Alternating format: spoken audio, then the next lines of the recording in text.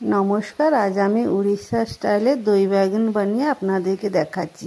এটা বানানো এমন কোনো বড় ব্যাপার নয়, এটা বানানো খুবই সোজা। এর জন্য চাই আমাদেরকে বেগুনটা আমি গোল গোল চাকচাক করে কেটে নেব। আপনারা চাইলে আপনারা যেমন চাই তেমন কেটে নিতে পারেন।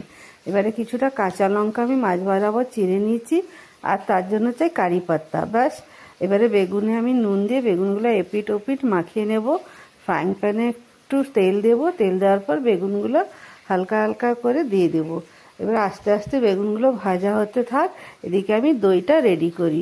দইয়ের ভিতরে স্বাদ অনুযায়ী নুন আর দিয়ে দিব রেড চিলি পাউডার। এবারে দইটা আমি ভালো করে ফেটিয়ে নেব। ওইদিকে আমার বেগুনগুলো এক পিঠ হয়ে গেছে, আর এক পিঠ আমি উল্টে দিলাম। উল্টে দিয়ে ভাজা ভাজা হয়ে গেলে বেশ কড়া কড়া করে ভেজে নিয়ে এবারে আমি এই বেগুনগুলো একে একে করে দইয়ের ভেতরে দিয়ে দেব। আস্তে আস্তে করে দইয়ের ভেতরে দেওয়ার পরে আমি এদিকে আর একটা তাড়কা প্যানে সামান্য কিছুটা সাদা তেল দিয়ে তার ভিতরে সর্ষে আর জিরে একসাথে মিশিয়ে ওটাকে ফোড়ন দিব, এবং ওই কাঁচা লঙ্কাগুলোও দিয়ে দিব। কাঁচা লঙ্কাগুলো একটু ভাজা ভাজা হয়ে গেলে খানিকটা কারি পাতা নিয়ে দিয়ে দিলাম।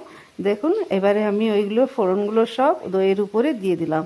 হয়ে গেল আমার দই বেগুন একদম রেডি, চটজলদি একটা মেনু। এটা আপনারা ভাত বা খিচুড়ির সাথেও খুব ভালো লাগবে। যারা খিচুড়ি দিয়ে দই খেতে ভালোবাসেন তারা এটা একবার ট্রাই করে দেখতে পারেন। হয়ে গেল আমার দই বেগুন রেডি। কেমন লাগলো আপনারা একটু কমেন্টে জানাবেন।